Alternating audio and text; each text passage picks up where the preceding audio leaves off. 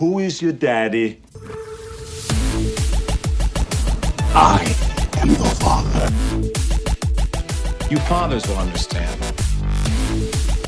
My father taught me many things. I got an idea. How about you all sit there quietly while I make dad noises? So our main goal for this episode is to see if we can get through the entire discussion without you giggling too much about episode 69 being the number. Episode oh, look, you're already 69. giggling. Well, I mean, come on. Yeah. Come on. Our idea was to bring our wives on and have a special. They would totally be into that. They love talking about video games. They love that we talk about video games. They love it. So, and this may trigger some people, but my wife was, I don't know why, she was acting all weird today, and she kept coming in while I was playing Zelda, and, like, not touching me erotically, like, I'm not getting creepy like that, but just touching me in a weird way, and just, like, saying, she started talking about our podcast, she's like, I ever tell you that, and again, this might trigger some people, that I think the name of your podcast is gay. I was like, that's so mean. I was like, do you know who came up with that name? She's like, I don't really care which one of you did it. It's gay. I was like, I'm like, all right. Thanks for supporting our show. I'm out here grinding. Okay. You know, our show might actually grow more if people did think that we were a podcast about two gay dads who also gamed. Oh. We'd probably have a huge following by now, but... We would. If we sold out, we would totally have but a huge unfortunately, we're the boring old heterosexual dads who live in totally different states talking about video games. So people are like, oh, there's nothing special about that. Never mind. Yeah, we're out. Delete. Oh, well. All right, well, let's do this. Well, let's do the episode. We're going to talk about some movies, actually. We're not usually a movie podcast. Very rarely do we talk about that unless we went to see something recently. So I've actually seen a couple movies recently I was going to talk about. But that got me thinking. We are here at the end of April. This episode will go up on May 1st, which means that we are going to be jumping right into summer movie season, which now begins in May. It used to begin like Memorial Day weekend or the first weekend of June. In recent years, it started as early as April in some cases, but in most years, May. So anyway, we've got almost one major movie per week, if not more, and I wanted to go through that list and just see if Derek or I are interested in seeing those, kind of with a quick yes or no. So we'll do that. But before we get to that, some of you can relate to this and will appreciate this, but I am solo dadding it this weekend. So my wife is visiting friends on the East Coast, so she's a couple thousand miles away. She's far away. So right now I've got my kids all kind of plugged into some kind of screen upstairs, DS, watching some Netflix, something. So hopefully we can get through this without too much interruption. I'm positioned in a way that you won't see them walking in naked behind me, like some podcast hosts have been known to do. By the way, did you ever see that news piece where the guy's being interviewed on BBC and the girl walks in behind him? You have to have seen that clip. Yeah, and then, like, the mom comes Yeah, she comes, like, diving in and trying to drag her out. Oh, I love that. Too bad your wife wasn't there to help you out. Anyway, no. So yeah, I'm doing the solo dad thing, and it's going pretty well. I've got 2 dinners that I've gotten done. Fortunately for me, my wife prepped one of them completely. All I had to do was throw it in the oven, but it still looked really good. Like, the kids had meatloaf and vegetables, and they had, like, this nice dinner that I got to take credit for, but my wife made. But anyway, it's gone pretty well so far, I think. We've played a lot of Mario Kart 8 this weekend. Today is super cold and snowy. So right at the end of April here in Colorado, we've got snow. Temperature's about 33, 34 today. It's pretty gross. Wow. Yeah, so. I think it was like 88, 90 in Florida. Sounds about right.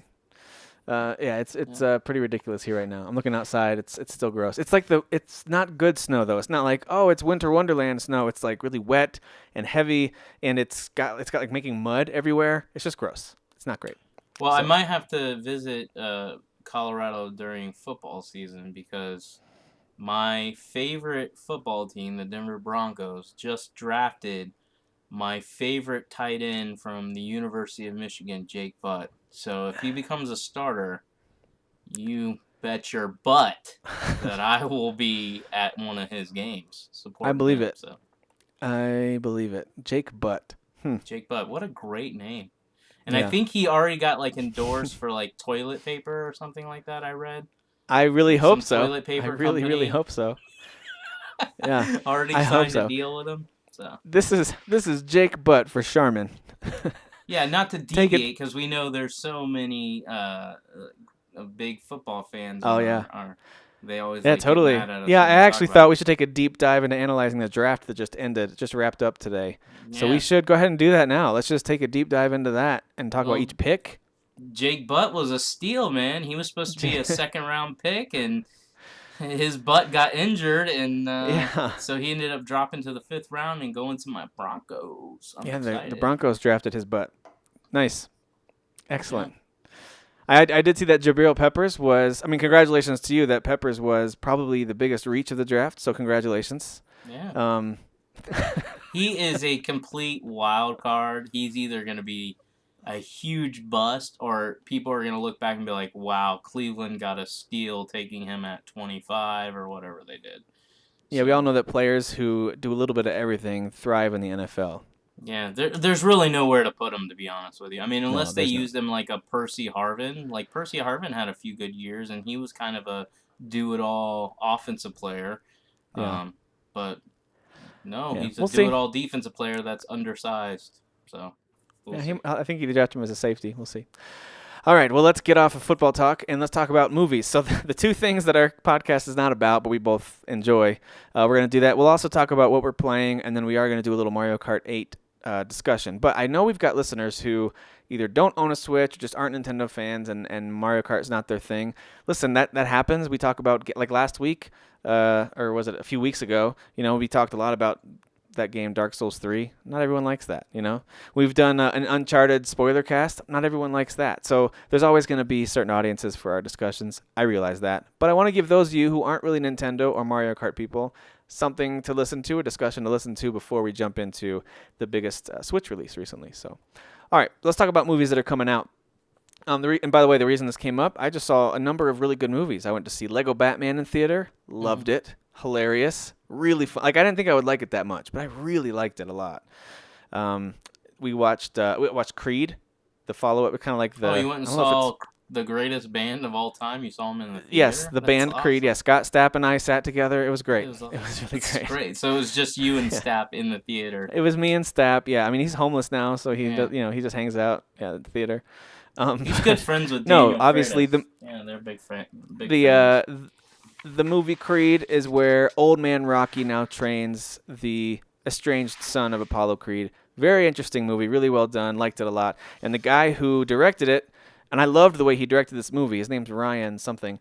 The fight scenes in particular were super cool, the way the camera would pan behind each boxer as they were throwing their punches. It was filmed so great. I loved the way it was filmed, and he's the same guy who's going to be directing Marvel's Black Panther movie. So I'm very intrigued to see how he does that one too. All right. Also watched 13 Hours, which was a surprisingly good movie from Michael Bay. I don't usually expect a lot from Michael Bay. Usually You I saw expect all these movies in the theater? No. Oh, okay. I was just making sure. I watched these in a combination of the cheap seats, Lego Batman, and then mostly like Amazon Prime or Netflix or something like that. Oh, okay. And then we also, the last one, this is over the last 2 weeks. We haven't talked in a few weeks. So I watched those three. Those were all great. 13 Hours, fantastic movie. You guys should watch it. Jim from The Office is kind of the main guy. John Krasinski. He got real buff for that role. A lot of those guys will do that. They'll get real buff for these army roles. But anyway, well, the last one I watched. What did you see? Where did you see 13 Hours though? So if I wanted to see it, where would I go? That is on both Hulu Plus and on Amazon Prime. You can watch them. I do They're have included. Amazon Prime. Okay. Yeah, they're included there. Really great movie. It's basically the attack on Benghazi, and it's not. I thought it was gonna be a lot more political. They hint at some political obstacles keeping them from doing what they want to do, but most of it's just about the soldiers and the heroes there and what they were fighting for. And yeah, it's really, really good. Highly recommend that one. So the way it should be made, how all war movies should be made. Yes, it's just about the soldiers. They are the heroes, and yes, there's political stuff going on behind the scenes, but they don't care. They just want to do their job and do it well. So it's good. It's really good. And by the way, it's Michael Bay.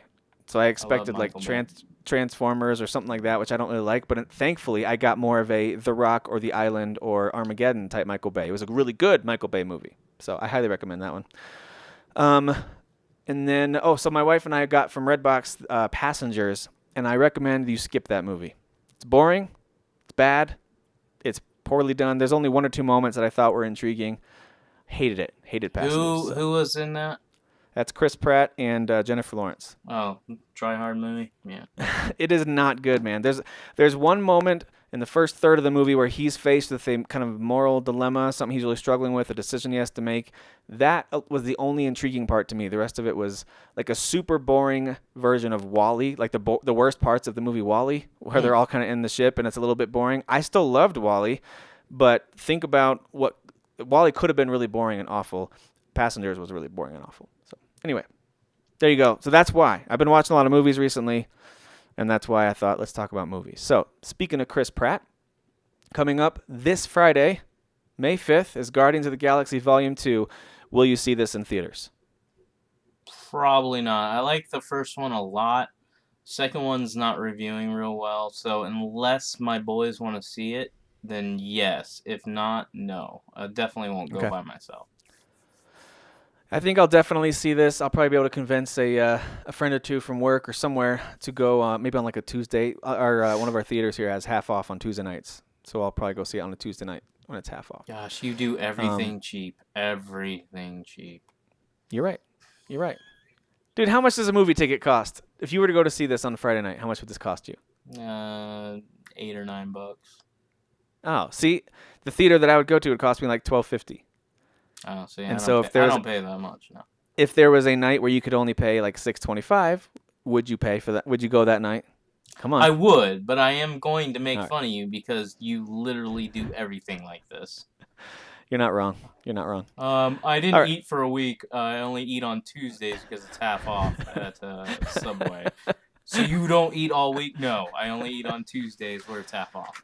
Okay. I think it was only episode 3 before you started calling me cheap ass Nestor. Like you were on to me really early on in our discussions. So, well, we started game sharing or whatever, and it was before we like really knew each other. We kind of knew each other, and I thought you're a nice guy.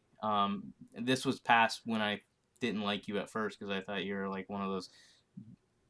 I just hate indie people, and you're one of them. And so I got past that, and I was like, oh, Tim's like this really nice guy. And I remember you posted something like, everybody enjoy Metal Gear Solid 5, wishing I could play it or something like that. And I was like, oh, he's got 5 kids. He's probably struggling. You know what? I'm going to buy the game. Let's game share. So I game shared with you, and then your friend, we were playing Destiny one night. He's like, oh, no, Tim's just a cheap ass. Tim could buy Metal Gear Solid 5 if he wanted to. He's just not going to.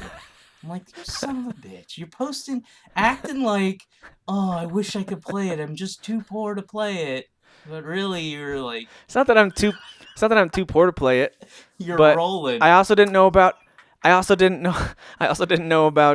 Best Buy's Gamer Club thing either. Yeah. So once I discovered that, then I was more likely to buy those new games. See? Yeah. Well, now we go more digital than Best Buy. Although I have been going back to physical a little bit more. That's true. But we can talk about that later. All right, so Guardians of the Galaxy, you're going to go see it. I'm probably going to go see it. Because as I started talking, I was like, no, I'm not going to go see it. And then I thought about it. I'm like, my boys are totally going to be like, yeah, Dad, let's go. So I'll go. Okay, so probably an yes. What about the next week, May 12th, is King Arthur, Legend of the Sword, starring Charlie Hunnam and Jude Law. It is directed by Guy Ritchie, who did those 2 Sherlock Holmes movies with Robert Downey Jr., like the more stylistic, newer Sherlock Holmes movies. Probably rent it, but it doesn't, unless like people like start posting in our group like, you have to go see this. No, that's a no. Okay. I'm kind of like what you are with Guardians of the Galaxy Volume 2. This is a probably for me, but I'm really going to read reviews, keep an eye on those. I love Guy Ritchie. His movies are super stylish, and I really liked Sherlock Holmes.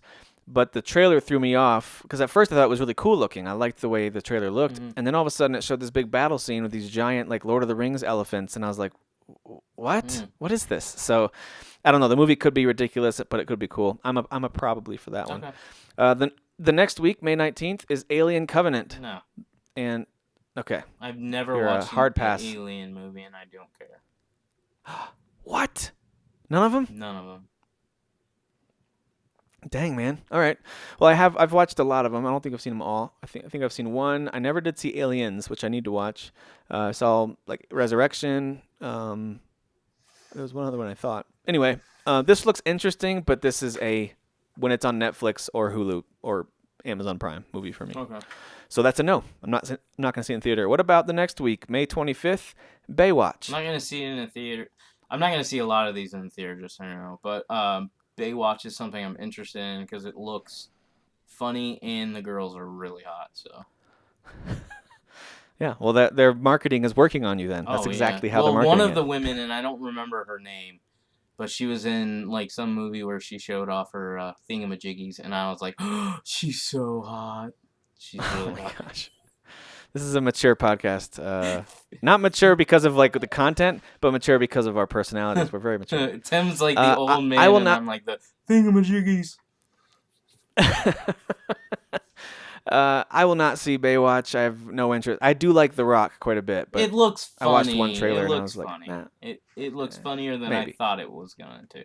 And keep in mind, I did watch the show when I was younger, not because I was a pervert, but because I was like, I genuinely thought it was a funny, like, in a non... It wasn't supposed to be funny, but it was funny because it was just so cheesy. So I used to watch it with me. Yeah, right. My friends. So. Yeah, right. I see middle school Derek going, thingies. Look, there's thingies.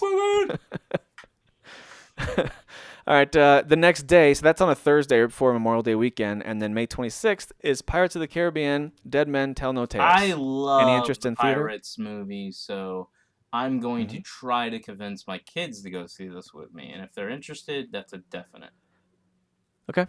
Yeah, my wife and I enjoy those. We really loved the first one. I thought the second one was okay, but really confusing, and we weren't really big fans of the third. So we totally skipped on, I forget what the fourth one was called. It had Penelope Cruz in it. I think the I'm fourth blanking out one what it was called. my second favorite. I saw it like the first time I ever went on a cruise, and it was still in the theaters, and they kept playing it over and over, and I watched it like 3 times, and I'm like, I really, really like this one. The fourth one or the first one? It was the fourth one. I really like the first one. Okay, yeah. But the fourth one's Where probably the fourth one's kind of its own story because like 2 and 3 kind of take these weird turns, and I think they overthought how complicated the story needed to be. I didn't really love them, but I'm with you. The fourth one was actually pretty entertaining. Brought back some of the fun from the original. Yeah, we might see this. Yeah, my wife might want to go see this. I could see this being one of those ones where we get a babysitting swap with some friends nearby, and we have a free date night, and maybe it's in the cheap seats. We go see it. So this is a probably for us. The next week, June 2nd, Wonder Woman. Will you see Wonder Woman in theaters? No, because I don't care about women. Right. Well, that's consistent. At least you're consistent. I'm Very not consistent. going to see it simply because DC movies, other than Nolan's Batman trilogy, have a horrible track record right now. So I have no interest in seeing Wonder Woman. If Captain Underpants. it reviews well, then yes, I'll go see it because my boys will probably want to see it. Yeah. No, I'm not interested. My wife What's won't want to see it Captain either, Underpants? So it's a cartoon of I think it was like a comic strip. It's like a real goofy comic thing. My kids and I watched the trailer for it the other day. It looks kind of funny. The reason I included it is because I probably will watch this like a Saturday morning cheap seats with the kiddos at some point. It looks kind of funny. No, I never heard of it. But... What about Tom Cruise on June 9th in The Mummy? Will you see The Mummy? I love the Mummy movies. Now, granted, those were all with is it Brendan Fraser? Yes. I'm not a big Tom Cruise fan, but I also don't hate him. So if it's a decent, fun action flick, yeah, I like the Mummy movies. Okay, now is this? That's what I couldn't tell. Is this a kind of a reboot or whatever? Is this part of that Mummy franchise with Brendan Fraser? I think it's taking from that franchise, but it's rebooting it. I thought maybe it was taking from the old classic The Mummy, which I never saw, but I thought maybe it was taking from that. I could be wrong, but I thought when I saw I think I saw one of the early trailers, it gave me a vibe that it was the Brendan Fraser style Mummy. Okay. It's just kind of rebooted. You know what? There is one moment where there's like a big cloud of something, bugs or sand, something that has like a face opening its mouth. You're right. It did kind of remind me of that. So maybe it is trying to take from that. I won't see this in theaters. I don't know about you, but I won't see it in theaters.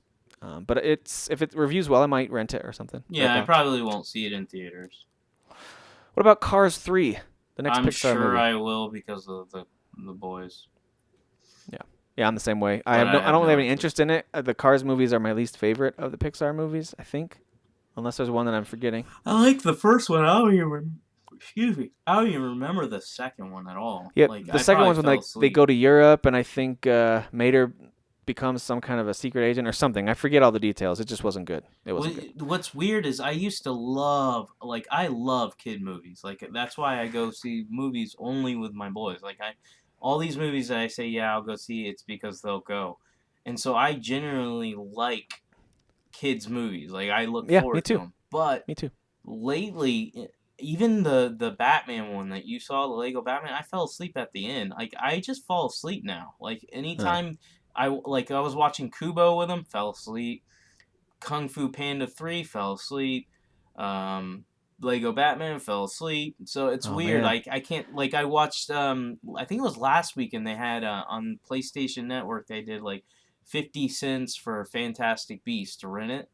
I was Yeah. excited. We went and played soccer outside, and we came inside. I was like, all right, guys, get cleaned up. We're going to watch Fantastic Beasts. I took a fantastic nap is what I did. Like, 30 minutes into the movie, I was like, ow. Well done. That was Yeah. well played right there. That's good. No. Yeah, no, I'm with you. I do enjoy the kids' movies. I only fall asleep if I'm not enjoying them, though. So, like, ones we watched recently, like Moana and Trolls and then Lego Batman, I thought those were all really good movies. Yeah, but then I we fell watched, asleep we, during we went to Moana, see we went to see Sing, and I started to drift off in the theater. And for that one, I didn't like Sing that much. I thought it was boring. But dude, Lego Batman is so fast and frantic, and the dialogue's moving so quick. I'm surprised you fell asleep. It's just so fast. Well, I'm not falling asleep. I know it seems like it's because they're boring. I just don't think I'm into kids' movies anymore. Because I didn't think gotcha. Moana was bad, but I just fell asleep. I didn't think Fantastic Beasts was bad, but I fell asleep. Like, I'm just not staying up. I have trouble watching shows in general. Like, the last thing that I really got hooked... Well, there was two things that I watched recently that I got really hooked on. That was Into the Badlands, which is freaking awesome. It's exactly what I wanted. And just got renewed for season 3, I think, right? So yeah, so I gotta watch season 2 whenever it comes on Netflix. And then I got really into 13 Reasons Why. Like, it had that mystery hook, which I've talked about in the past that I like with games. There's this big mystery in that, and so I literally watched 13 episodes of that in 24 hours. I was watching it at work. I downloaded all the episodes the night before and then went to work and did not talk to a single person. I just did my job while watching the show. okay. So if you see Cars 3, just bring your pillow. Should be fine. I will. Yeah. The next week, June 23rd, speaking of Michael Bay from 13 Hours, which was a good movie, comes his next Transformers movie, The Last Night. And it looks... I don't even know if I watched the last Transformers movie. And I really liked the first Transformers, and then it kind of went downhill from there. And It did, so yeah. I don't remember the last one, if I did see it or didn't. They're all the same to me now. And so... They am I are. gonna They see all this blur in the together. theaters? Yep. No. Yep. Am I going to see it out of the theaters? Maybe. I don't know. Yeah, I'm a maybe out of the theaters. I'm a pretty solid no in theaters. I'm with you. The first Transformers was actually pretty fun, even though it was whatever. It was what it was. But that's back when I thought Shia LaBeouf was pretty funny and kind of a new and up-and-coming actor. I thought he was really funny in it. I just thought it was a good movie. I didn't think it was amazing, but it was entertaining. Yeah, it was fun. And it was cheesy, but it was really fun, exactly. And the rest of them just got so convoluted and weird, and they had all this weird lore they were trying to introduce, but it got... it was too much. It was too heavy on that. And then, of course, the battle scenes, as epic as they are, they're also super hard to follow. All the robots look like they're being held together by magnets or something. And there's something about them, like their design, that just makes it really hard to watch and enjoy the battle scenes in all the Transformers movies. So I started losing interest. I can't too much. I don't know what it is. And then they'll slow down sometimes, which is cool. But again, the design of them, I think, is maybe they need to think about redoing the way they're designed, but whatever. Apparently he's got like 7 more movies in mind, so maybe these aren't going to stop anytime soon. That's but it's what's funny about the trailer for this, for those of you who watched The Fate of the Furious, and I didn't, but I know the trailer for both those movies were very similar. You've got the main hero of a very cheesy blockbuster franchise. I'm not saying Furious movies are bad, but they're kind of cheesy blockbuster movies. And Vin Diesel, and in the trailer, this is not a spoiler, it's in the trailer, it looks like he turns against his team, and they have to figure out why and get him back on their side. And in the trailer for the new Transformers movie, it looks like, we don't know why, that Optimus Prime turns against their team, and they have to try to win him back somehow. Very funny that these two movies have the exact same kind of through line for the plot. And Not I have a no interest in either one. coincidence at all. Yeah, Not I have a no interest coincidence. in either. Okay, the next week, June 30th, Despicable Me 3. It's no interest, but again, probably gonna get dragged by the kids. Okay. Not that I don't. To me, like it looks pretty funny. I like Go the ahead. movies, but I just don't care about kids movies anymore. The trailer really intrigued me because Trey Parker's doing that villain who's like straight out of the '80s, like disco club. Oh And yeah, I have seen that the looked trailer for really that. funny. Okay, Yeah, it does look pretty funny. I do like Matt and Trey. Probably not though. I'm leaning towards no. I don't even know if the kid because the kids they don't ever ask to watch one or two. They've seen them both, but they're not really super into them. So I highly doubt that we'll see this in theater. But it'll probably drop on Netflix or something. Okay. The next week, this one is my next pretty solid yes. And this on July 7th we'll have Spider-Man: Homecoming with our first full Spider-Man movie with Tom Holland in that role, and Tony Stark, Iron Man, looks like he plays a very key role in this movie as well. Yeah. So for me, it's a pretty solid yes. Yeah, you're a definite yes. Yeah. Even if the that kids one looks didn't great. want to go see it, I would go see this one. Yeah. This guy even got Michael Keaton as the Vulture. He looks like a really cool and intimidating bad guy. So that's gonna be. I'm really intrigued by that one. I always get really excited for the Spider-Man movies, and I like all of them to a certain degree. I can admit now, going back and watching them, like when I watched the very first one with Tobey Maguire, I really liked that one. I still think that one was a good one. But then again, the same thing we've kind of talked about today, as they kept going 2 and 3, and I think especially 3 was terrible. It got worse, and then they rebooted it with what is his name, Andrew Garfield. Yeah. Yep. Yeah, I liked him a lot as Spider-Man So did I. / Peter Parker. I did thought too. he was great. Yeah. Me too. But again, they do such a terrible job with like villains. Yeah. Like both movies had terrible villains. I'm Well, like, is this? And I don't dude, read comic books. Does Spider-Man just not have good villains? Like No, is it just Spider-Man has terrible probably, villains? other than Batman, he probably has the best stable of villains. Spider-Man has amazing villains. I actually thought Spider-Man 2 was great. I liked the way they did Dr. Octopus. They made him a very sympathetic villain, and you had Spider-Man battling back and forth No, with he his was identity. good. Like I said, it kind of went downhill. 2, I didn't mind.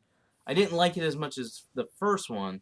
3 was hot garbage. Like 3 was just bad, terrible. and yeah, you're right. A big reason for that was the way they totally misplayed, Venom, and Sandman was bad, and they had that third. Oh, it was like kind of one of the Goblin. Forced. They had like it was bad. 5 villains, and it was just forced. Yeah, it was bad. It was forced. And then they even had Rhino in that one, I think, just in a small role. It just wasn't great. No. I'm with you, though. I thought that Amazing Spider-Man was good. Not amazing, but good. And then I thought Amazing Spider-Man 2 was also good. And I was really excited to see what else they did with that when they announced that they were rebooting it to sync it up with the Avengers. I was kind of bummed because I liked Andrew Garfield. But I really liked the kid that they picked for Civil War, Captain America Civil War. That Tom Holland kid did a great job in the limited role he had in that movie. Little part that he Yeah. had, yeah. Yeah, so I'm hopeful that this will be a solid Spider-Man movie. What about the next week, July 14th? We have the third movie in the newly rebooted Planet of the Apes Never series. saw the first 2. Never saw the old ones. I don't care about apes. I saw the old original one. I remember kind of liking it. I know it's a classic, but I just remember kind of liking it. Then I saw the Mark Wahlberg reboot, and I thought it was horrible. It was really dumb. And then I watched these last 2, the one with James Franco, the one with, I forget the guy's name, but the last 2, I thought they were quite good. So I'm looking forward to this one. I don't know if I can convince anyone to go watch it with me, though. So this might be one that I want to see in theaters but can't. So I'll call this one a maybe. It just depends on who I can convince to go see it. Have you ever gone to the theaters by yourself? No. Should I? I went once. I went on Father's Day to go see Superman, Man of Steel. Okay. Yeah. I just was curious if you've ever done it, because I normally don't. That's why I keep saying no to most of these. It's only if my kids are going. Yeah. But like something like Spider-Man, if my kids for some reason were like, no, I don't have any interest, I would just tell my wife one night, after work, I'm going to go see Spider-Man, and I would just go by myself. That's the only type of movie I've thought about it. I've thought about it a few times. There's a few movies that I really wanted to see, and my wife didn't want to see, and I didn't really have someone that was like, yeah, I'm going to ask so-and-so to go. It was just like, what do I do? I've thought about it, but I never pulled the trigger. I John don't Wick know. 2 was worth doing, and I didn't do it because I was lazy. Yeah. That was the only reason. I do want to see John Wick 2 as well. I'm Okay, just waiting we for only it got a on few left 4K. here. On July 21st, we have the next big movie from Christopher Nolan, and it's a war movie called Dunkirk. Looks pretty epic, looks super emotional. I don't think I'll see it in theater, but you never know. The only reason I would see it is if a friend or group of friends were like, hey, we're all going to go see Dunkirk. Do you want to come? I'll probably join them at that point. But otherwise, I don't plan on making it a point to go see it, even though I do like Nolan that is director. my favorite. I've always Yeah, liked he's his good. work. But too. again, you can only do so much stuff the way he does it and nail it. Like the last one he did, Interstellar, I think. It's not terrible, but I didn't love it. So if this is like a war movie where he actually pulls off like some type of twist or something he does that he normally does in his movies, if he can nail it and people say that, I'll definitely go see it. If it's just a solid, good war movie, no. I don't care about that. Okay.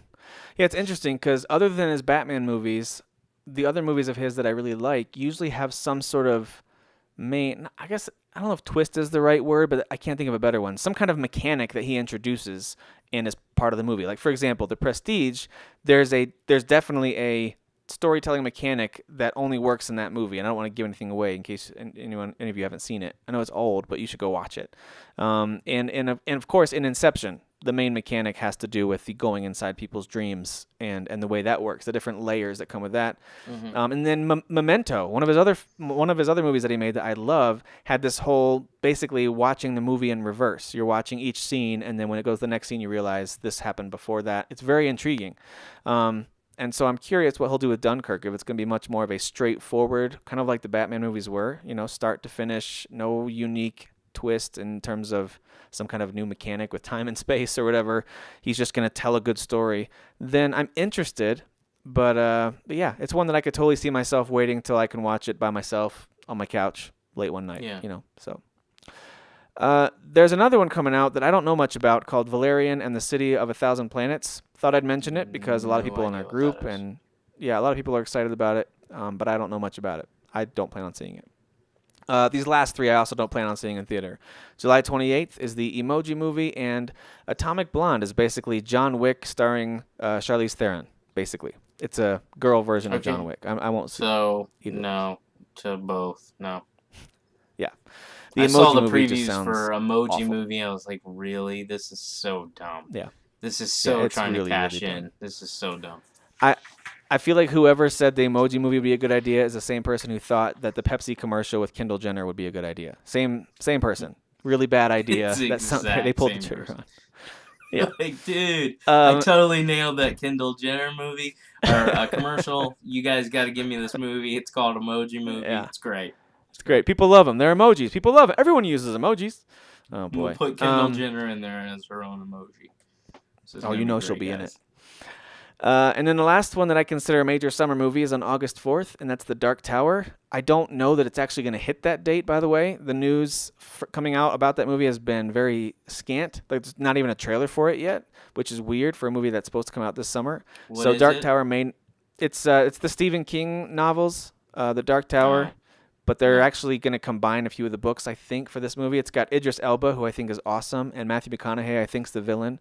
So, sounds interesting, but I'm just not a big... I haven't really read the book, so I'll be honest. The only thing that I've ever cared about was Stephen King was The Green Mile. That was it. Ooh, that was a good one. All right, cool. So there you go. There's your summer movie preview. There's a few great ones, potentially, I should say, great ones. We don't know if they'll be good. A few potentially great ones coming out. A really great collection of comic book movies as well that are arriving. And then, of course, in the fall, I can't wait for Thor now. After that trailer, I know it looks like a Guardians of the Galaxy ripoff, but it looks really cool. So I'm pretty pumped for Thor Ragnarok as well. All right, so let's shift gears a little bit. Talk about what we're playing, or I guess as your wife Megan would say, maybe what we're grinding, just to make it sound a little bit more relational. Yeah, she did. The conversation did continue. It wasn't just about our name being gay. She then started making fun of the whole grinding thing. I'm out here grinding. Okay. And I was like, well, you don't understand what grinding means, right? Because she doesn't play video games. And I was like, Right. it has a double meaning. She's like, oh, I know what meaning you are, you Oh gay my man. gosh.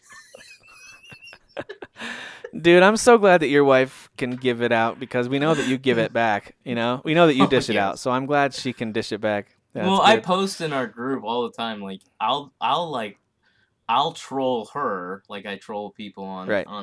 online, and she'll like respond back with her stupid memes of herself, and she'll just keep going. Like, she'll send like 20 in a row without me responding because she knows she's pissing me off, and I'm like, ugh, this is why I love you, woman. You are a match made in heaven for me. Yeah, you guys are a good match. You're a Yeah. good match. We're great. All right. So, okay. So let's talk a little bit about what we are currently playing. So why don't you go first? Tell me some of the stuff you've been playing. It's been, I think, a pretty exciting week. I got kind of into, well, actually, it's been a couple weeks since we've talked about what we've played. I transitioned into Mass Effect Andromeda after I finished, I want to say it was Neo. I can't remember. I think it was Neo I had finished. And so I went back to Mass Effect Andromeda, and the whole story with Mass Effect Andromeda, kind of to recap, was I was underwhelmed by it when I first played it. Like, during the trial, I was disappointed by it. Then when I started it, when the game actually launched on my PlayStation 4, I thought it was decent, but it hadn't really like hooked me. I thought the game was fun, but the RPG side of it was kind of, in a way, when you first started, it was kind of overwhelming. There's so much to it. And then the characters in the story really wasn't doing anything for me, because the original trilogy, and I know you didn't play it, and I'm not going to spoil it, I'm just giving like I think this is stuff you would know, but the original trilogy is all about Shepard and this team basically trying to save the universe. It's the ultimate like Star Wars, Star Trek type of movie where you've got this evil villain, and you're just trying to save the universe, whatever it takes. And so it's a really good action RPG, story-driven, great characters trilogy. So then going into Andromeda, I was really excited, but it is a reboot. I mean, it's completely separate. There's no characters that are the same. You really don't even hear about the original trilogy at all. It's a totally different experience. And this one is more, it has a total Star Trek vibe. It's, you're just basically exploring, and you're the Pathfinder, and you're trying to find a place for people to live, for humans to live, to survive. And so the reason I went over that, because I know a lot of people did, and I apologize if I bored you, but is because that didn't hook me. That's not exciting to me. Compared to the original trilogy. So anyways, when I jumped back into it, I think what really, really hooked me and got me real excited about this game was the RPG side of it, and how deep it is, combined with, I think this game easily has the best Mass Effect gameplay. And I would say it's comparable to games that I really like on a gameplay standpoint, like Dark Souls and Bloodborne. I get lost in the gameplay. I don't play those for the story. They do have a story, and I do like them. But I play them for the gameplay, and I played Final Fantasy 15 for the gameplay. I would say Mass Effect Andromeda is just as fun as those. I'm not saying it's better. I'm just saying it's just as fun. Yeah, and So the way you that feel really engaged in hooked each me. combat, you're saying that you Yeah. just feel just as engaged in that. Yeah. Yeah, and so as I kept playing it and getting more powerful and getting better weapons and getting further into the game, I started doing more and more missions. Like, at first I was kind of just follow the story, because I just want to beat the game. And then I told you on a podcast probably about 3 or 4 weeks ago, I was like, I don't want to play Mass Effect like that. That's not fair to the Mass Effect games. I want to play this right. And I did. I got lost in the world, and I started doing a bunch of side missions. I gotta tell you, man, some of these side missions are better than main missions. So I like that. I like that these developers are creating stories or missions that they know potentially players are going to miss out on. And I know, talking to John Martin today online, he did a side quest that actually connects you back to the original trilogy and I didn't do it. And he's like, you got to go back and do it. So now I'm even more interested in doing that. So I'm rambling, but this is all to say Mass Effect Andromeda is 100% a great game. Highly recommend it. It's definitely in my Game of the Year talks. I've got about 4 or 5 games right now on the list that could potentially win the award for me, and it's a really, really fun game. I really, really enjoyed it.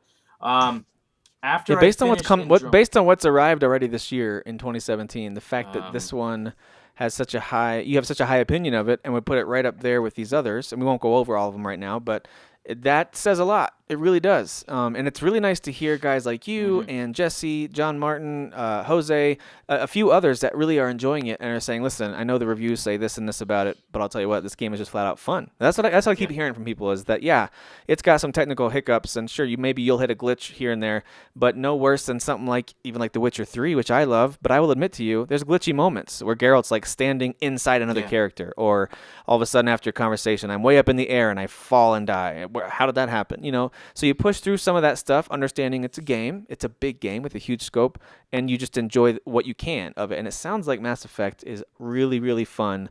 And it's easy for me just reading the reviews to hear people say that and think, yeah, they just have rose-colored glasses. But you're not the first one to say it, and hearing you talk about it now, hearing you talk about it now tells me, no, this is actually a solid game. Yeah, see, I didn't agree with Jesse White in the beginning. Jesse was like, this game's great, and I'm like, no, I'm not feeling it. And I know Frank Clark was busting my balls because he's like, that's how you start every game. You say you hate it, and then you love it. That's not true either. Like Neo, I loved it from the beginning, and then towards the middle, I was like, and then towards the end, when I finally finished it, I was like, oh, it's fun, but it did wear on me.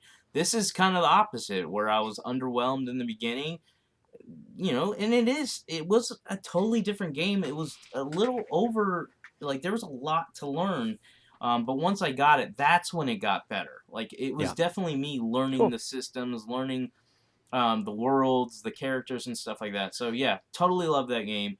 Very cool. After I finished that, my plan was to play Persona 5.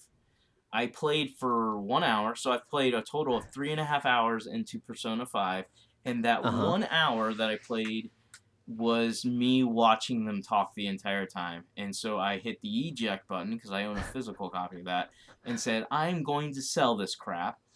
You sold I'll buy it? it back later when it's cheaper. I'm not in the mood for it. And I put The Witcher 3 in and started playing that. I'm not going to talk too much about The Witcher 3. I'm just enjoying it. I'm in the second area. I want to say it's Velen. I forget, but I'm starting that. I'm gonna keep playing that. But the game I'm actually excited to talk about, because it's kind of hooked me, was I bought Mario Kart 8 yesterday. So we're recording on Saturday night, and I played with you and a few others for probably about 2 or 3 hours. I had a lot of fun, but I kept getting disconnected. So after I got disconnected, I said, I'm gonna take a break, and I'm going to check out Zelda on my 4K TV, see if I fix some of the settings, make it look a little better. It looks a little bit better. It's still a little rough in my opinion. Maybe I'm just comparing it to, Mass Effect and all that, and it doesn't look as clean and pretty. But I've been playing Zelda now for like 7 hours. I played a lot today. And I'm getting lost in that world again. I bought the collector's edition guide, so my wife, of course, because she likes to make fun of me, came in, she's like, oh my gosh, you are such a nerd. I'm like, well, do you see how big this game is? You're studying for your video game? I'm like, no, yes. So yeah, I'm getting lost in Zelda again. I think that's going to be my next big game. I am going to sell Persona 5 because I can literally get my money back. I'm only going to lose $3 on it, and I'll just buy it later, and I'm going to focus on Zelda as my main game, The Witcher when I'm not in the mood to play Zelda, and Mario Kart 8 will be my Rocket League type game. So I'm going to play that on the side just for fun, and for multiplayer. Like, for instance, when we're done recording, if you want to play, I'll jump on and play tonight. So. That was so fun. Yeah, we had so last night we played some Mario Kart 8. We had JP was in there. Jason Marshall played. I know Rudy played with us for a little bit. Rudy Regalado. Dan Phillips played with us for a little bit, by the way. Thanks. Good. Yeah, Rudy's really, really good. Yeah. Jason was playing a drama in the background while we were playing Mario Kart 8. So this he was playing in handheld mode while his wife what was she watching, like Downton Abbey or something? I don't know what she was watching. I don't know, but some grown man was like weeping over like his parents not being there or something like that, and I'm like, I know this is supposed to be touching, but this is weird and laughable why I'm playing Mario Kart 8. Yeah, it was funny. Especially like when the conversation got quiet for a second, all of a sudden you could hear some really emotional statement. It was like, what are we listening to? My parents weren't there. I'm like, I don't care, dude. So I can confirm that Rudy's really good at that game. But that was a lot of fun. There might have been one or two others who jumped in. Sorry if I'm forgetting. And also thanks again, Dan, for spending time with us last week for those couple of episodes, or 2 weeks ago. Yeah, Dan was on too. He was good too. Dan was pretty good at. Yeah, Mario Kart 8's a lot of fun. I still only have 3 controllers. I've got the 2 Joy-Cons, obviously, and we hand those to the kids sideways, with the little clip-ons, and they play with those. They like those. And then, of course, I've got the Pro Controller now. So I have 3, and I really need to get a 4th. So I need to figure out, do I want to go ahead and spend money on more blue and reds? I'm kind of trying to hold out until ARMS comes out. I want to get ARMS. I was going to say, why don't you buy the yellow ones? I really want to get the yellow ones, yeah. So I'm trying to hold out until then, because they're expensive. It's $80 to get a pair of them, so I don't want to just grab a gray pair. So hopefully I'll get that with ARMS when that comes out. But my kids do love Mario Kart 8. It's funny because I let them play some of it on yesterday afternoon before dinner time, and then we played a bunch today since it's been real crappy outside. So we played a bunch of Mario Kart 8 today, and they really love it. And when I say, all right, it's time to turn it off, we're going to give it a break, I'm going to do some dishes, you guys go do whatever, they'll turn on their DSs and start playing Mario Kart 7. So they all have the Mario Kart bug right now. All they want to do is race and throw the shells, and they're really digging Mario Kart right now. So I don't blame them. Those are great, great games. So that's what I've been playing too. I've got 3 stars in a couple of the races. I haven't tried 200cc yet, but keep in mind, I've never played the Wii U version. So this is my first time with Mario Kart 8. To me, this is a brand new game. I realize it's a port, but it is a brand new game for me. And I'm really loving it. I played a lot on the Wii U. I played a little bit, but my kids weren't into it. So I think that's why I'm really excited about the release of this. It isn't because it's on the Switch. Yeah, I like my Switch, but it was because I was like, well, what we did last night, I got to play with, and again, my wife made fun of me for that. I was like, because I was playing Mario Kart 8, and she was making fun of the fact that 35 and 40-year-old men are playing a kid's game. I'm out here grinding. Okay. I thought you were gonna do the voice. I was waiting for you to do the voice again. What did she say? Go ahead. Give us the voice. What did she say? Oh my gosh, that's so pathetic, you guys. 35, 40-year-old men playing little Mario thingies. Thingies. That's a theme in your house, is the thingies. I like how she sounds like an old woman. Oh my god, you guys are terrible. Yeah, that's my wife. This is a random reference, so many of you probably won't get this. But when you do that voice, it does sound like an old woman. It actually sounds like Ernest when he dresses up as the old lady to do some different things in his movies. It reminds me of that. Yes, anyway. I remember those. Yeah, that's and she's wearing like the neck brace, and he's like, "Rrr." You sounded a lot like that. That was good. That was really good. So Tim, so before we transition to you, yeah, because Mass Effect Andromeda is so good, you did start playing that, right? Like that's one of the games you're playing, right? Because I told you through text to play that game, right? Yeah. Totally playing it. Yeah. I'm halfway through it, and it's good. Everything you said about it, I agree.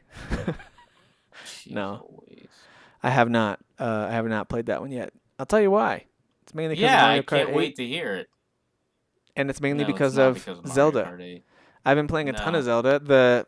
The hours count on the Switch. If you go into your profile, will tell you the number of hours or how recently maybe you played stuff.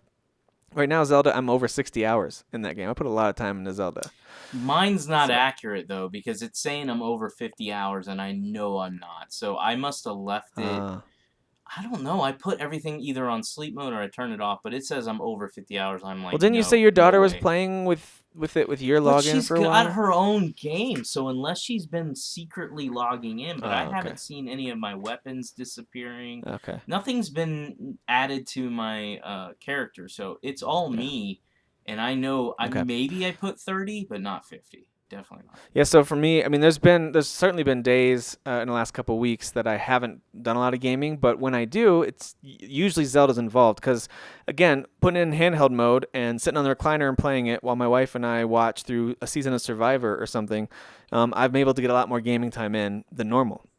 So even though I don't feel like I'm playing a lot of video games, that's just because I'm playing a lot of handheld mode. And then, of course, when she's out, she's turning in for the night. Then I'll put it into the dock and I'll play on the big screen. So Zelda's been my main game. Just today, I jumped back into Mad Max and knocked out a few more missions. I just got into Gut Gash territory. There's some leader guy named Gut Gash, which is a great name. That game is fun. That game is really fun. I don't know that I would call it great, but it is really fun. I have a feeling that we're getting into... I feel like I've seen the full loop of what I'm going to do in that game. There may be some unique missions here and there, but now that I have an idea of the loop of drive to location, take out defenses, go inside and punch everybody, drive to next location, so I feel like I'm in kind of a loop of what that game is. I see why people are calling it repetitive. Yeah, that's why it lost me. Yeah. I started it on PC and I started on PS4 and I got about 7 or 8 hours in on both of them. And it just got repetitive to where I was like, it's good, but it's not good enough to like hook me.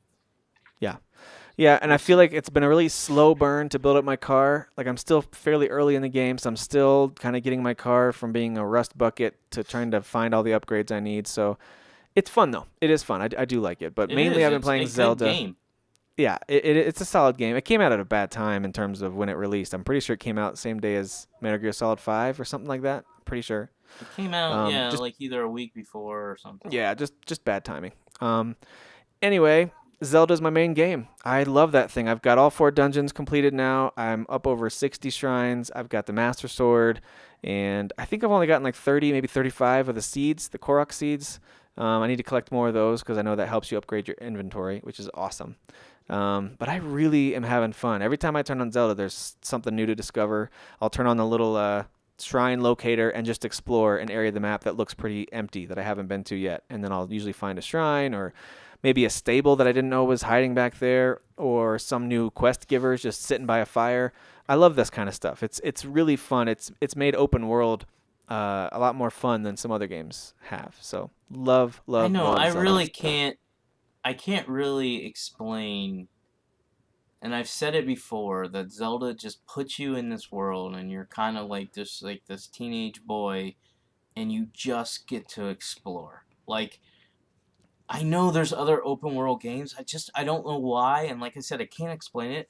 They just nail the whole just go anywhere, do whatever you want. And the reason I'm saying this again is I went off kind of the beaten path. I'm not really... Like, I've only done 1 dungeon, and I'm not really trying to do any more because right now I'm kind of doing the whole grinding thing where all I'm seeking out is shrines and towers. So I'm trying to unlock the entire map. I'm actually in a very difficult area. I'm over... I don't know. It's just a really hard tower. Maybe you know what it is. The one with, like, purple goo on it, so you can't just climb straight up it. Yeah. You have to find the eyeball and shoot it. Yeah. That's where I'm at I right won't now. give it away, but it is in a difficult spot. That one frustrated me. Yep, I'm with you. All right, so that's where I'm at right now, and that's all I'm doing. But there was one area where I kind of went off the beaten path, and I ended up swimming and I got onto like this like little... Everything was kind of broken and flooded, and I got onto this like little cement area, and then I climbed up the wall, and I ended up on like a ledge, and I followed the ledge, and the ledge took me behind a waterfall. And sure enough, there's a shrine. And it was just so cool. I'm like, dude, I found this one on my own. I didn't look at... And to be honest with you, I just bought this collector's edition guide. I haven't really used it for anything. So for any of those curious, everything I've done has just been on my own. But this was so cool because I didn't look at the guide or anything. I just explored. And there was a shrine, And then I got to leave that area and go and explore another area. So... There are frustrating moments. There are times where, like, I'm climbing up something and it starts raining. And I just gotta stand there for, like, 5 minutes. That gets annoying. Yeah. But, overall, the game is almost flawless to me. Like, just what it does and what it's trying to do, it nails it. So, Yeah, so as I Uh, was climbing and it started raining, because that has been a frustration several times, as I'm just trying to get somewhere and I'm like, I'm going to see if I can make this climb with my stamina meter, and then it starts raining and you're just going to slide down the side of the mountain. There's a few times that I've been climbing and just thinking, I wish they would have had some kind of gear, even if it was expensive or really hard to find, some kind of grip gear or something, where it's like, okay, gonna say that. That's great. even in bad weather, maybe you climb slower, but at least you never slip or something. Like it's got some kind of like negative effect, but you won't slip.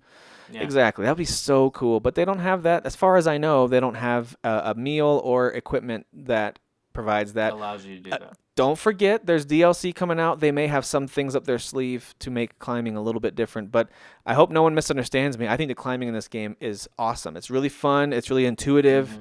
How you climb, how you can jump, the way the stamina meter works. They don't explain any of it because it's all so second nature. It all just really, really makes sense, and I love that about it. I love that it's very intuitive to jump in there and start playing. And it's really cool when you have those moments, like you just talked about getting behind the waterfall and finding something and realizing, that was me. I just did that.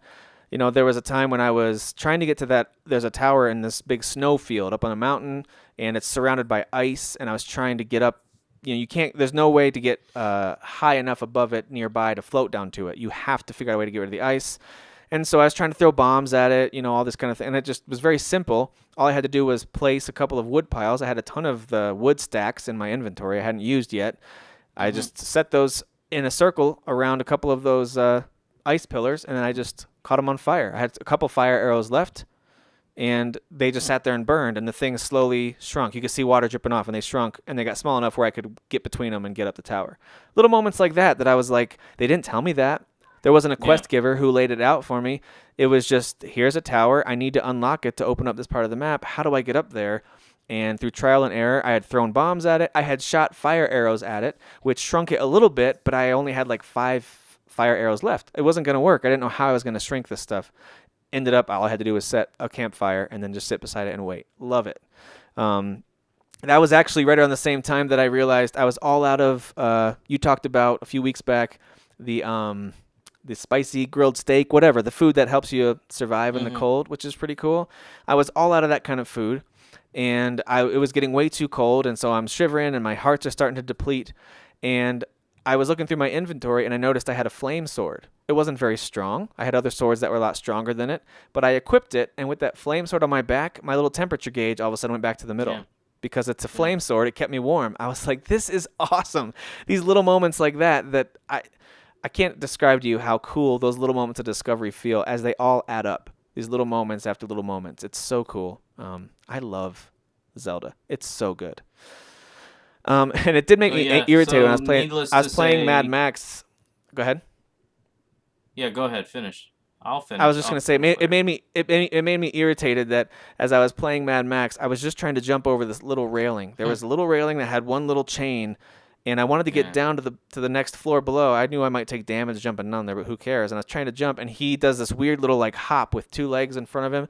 But the invisible video game wall, of course, like most games, it exists. And same thing with Horizon. I wanted to climb up to get to this quest giver, and I couldn't. I had to find the special yellow parts of the rock to climb up, and it makes you really appreciate the ways the Zelda game has just broken down those barriers and has really made an incredible way to explore. So anyway, I love it.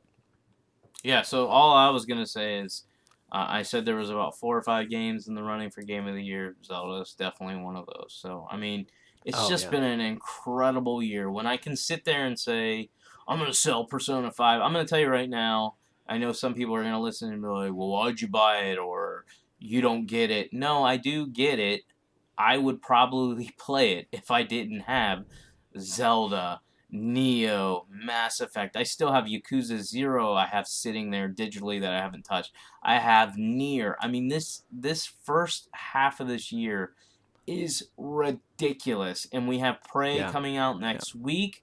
I'm personally really excited for Injustice 2. I know you're not a big fighter fan, but this game has a huge story mode. It's supposed to be bigger and better than the first one. And it has massive RPG elements, which I love, and customization. Yeah. So there's just so much coming out that's just incredible so far this year.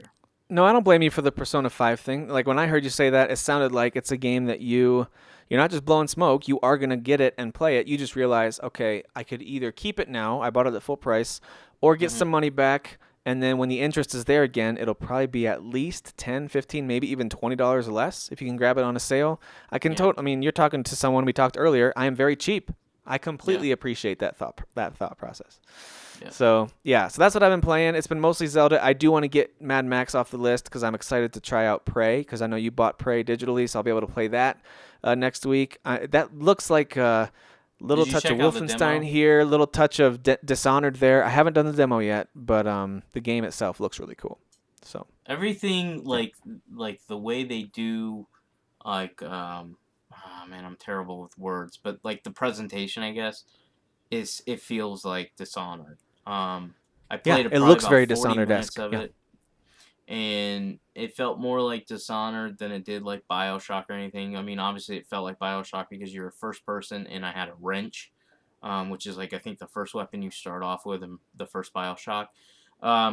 So it had that vibe, but it definitely creeped me out. There was one moment where I got real scared, like I actually jumped because I was in like a pitch black area and something just like kind of popped out on me, and it has real good sound, and it like made a real loud like boom like noise, and that like freaked me out. So it seems like it's gonna be a pretty intense game. I won't say I'm excited for it. I will start it if it hooks me. Cool. If it doesn't, then I'll just keep doing Zelda and all that stuff. But I think it looks pretty neat. There's just a lot going on. Yeah, I think it looks pretty neat. Yeah, it does.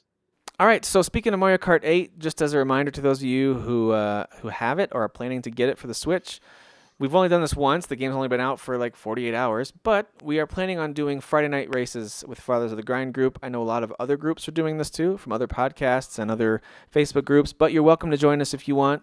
So if you're online, make sure you look for Nestor Funk either in the Switch lobby or on the PS4. I'll have a chat group going if I can, and or just look for one of us in there, and we'll try. So right now we're doing chat on the PS4, and we're playing the game on the Switch. That's not ideal at all. Nintendo needs to launch this app. We'll talk about this in just a second, about some of the shortcomings of this game, but it is a lot of fun.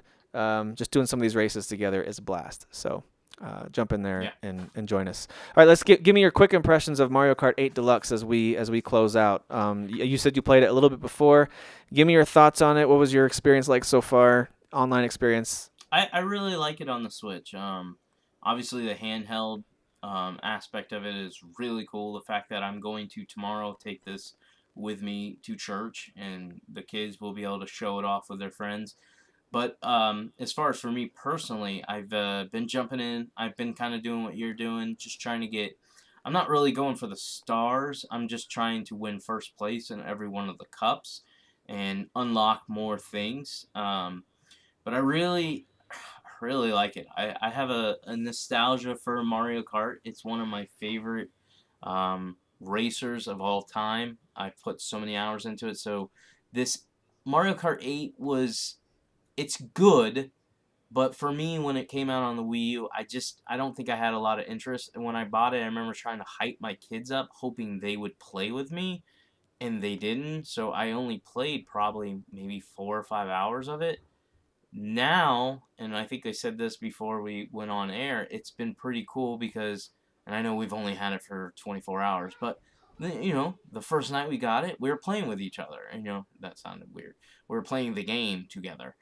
So that's what I want. Like, I love Mario Kart 64, and I love Double Dash because I played with friends. Like, I always had people coming over. We always kept playing it, and that's why those two are my favorite.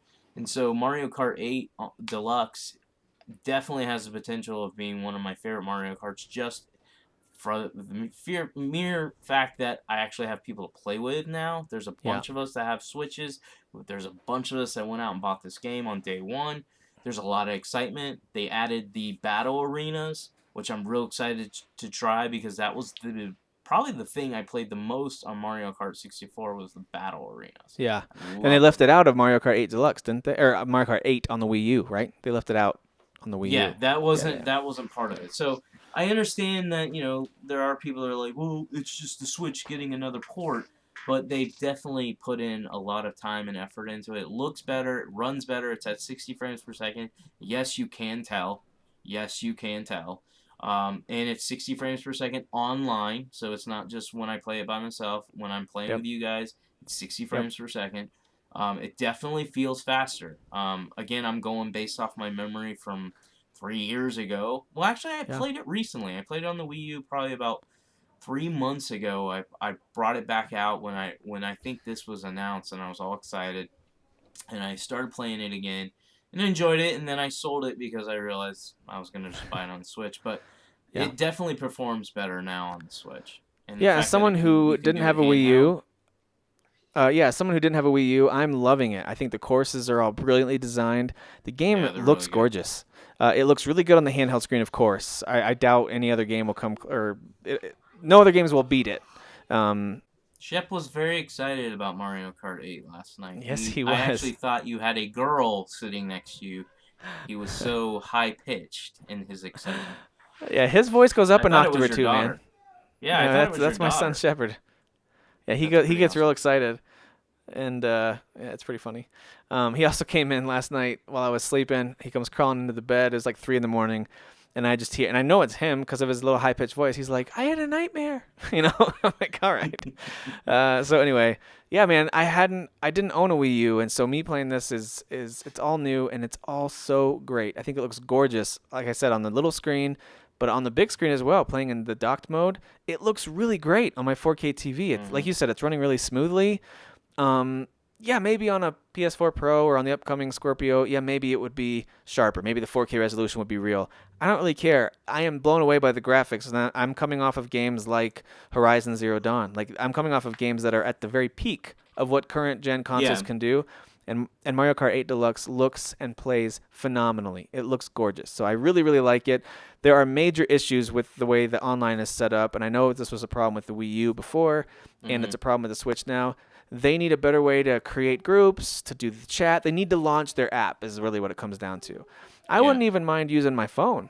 Like as I was sitting there playing, I'm fine with using my phone. I wouldn't even mind using my phone. Yeah. What? Yeah, I'll be up there in a minute. Yeah.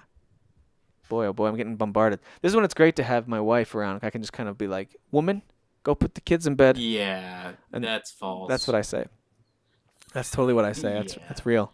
I'm gonna have her watch the show because I'm sure that's Yes, so go get real. ready for bed. Woman, do your Go job. get ready for bed. I'm trying to finish up the recording here. You already had a snack. It was a snack.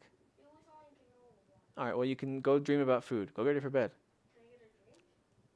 As you get ready for bed. I got a 10-year-old acting like a 14-year-old over here. Yeah, roll your eyes a little harder. Jeez. All right, let's argue about it some more.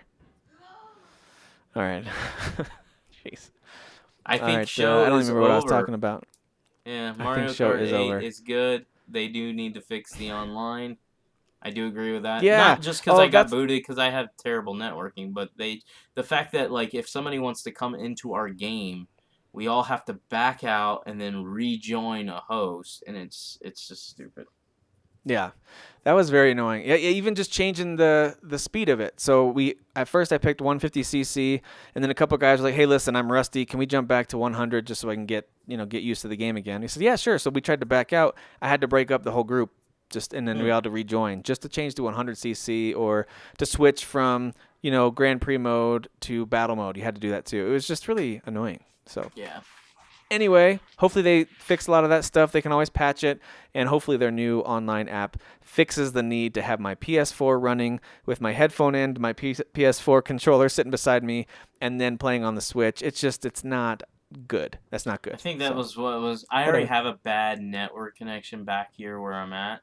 Hopefully that will be fixed when I move, because my goal is to move all my gaming stuff real close to my network. But I think it was worse. Maybe it was because it was the new game and maybe they were having issues. Could be. But I was really the only one having the worst issues, and I think it's because I had the PS4 running, using bandwidth while running, Mario Kart 8 online as well. So kind of stupid. All right. Well, I'm going to shut it down. I've got kids coming at me. My single fatherhood is... Sometimes it comes in waves, you know? Like, sometimes like, I got this. I could handle this. This is no problem. And then every once in a while, like, now I'm like, this is when I need... Hey, you know what? They gave us a good solid hour and 10 minutes, so... I think they did good. They did. You're right. Hey, thanks for letting me see the brighter side of life there, the silver lining. I appreciate you. Yeah. Don't kill them too much. But yeah. All right, well, that does it for this week. That's episode 69. Next week, we hit episode 70. It's going to be awesome. Derek, thanks for your time. Everyone, thanks for listening. We'll see you later. Who is your daddy? I am the father. You fathers will understand. My father taught me many things. I got an idea. How about you all sit there quietly while I make dad noises?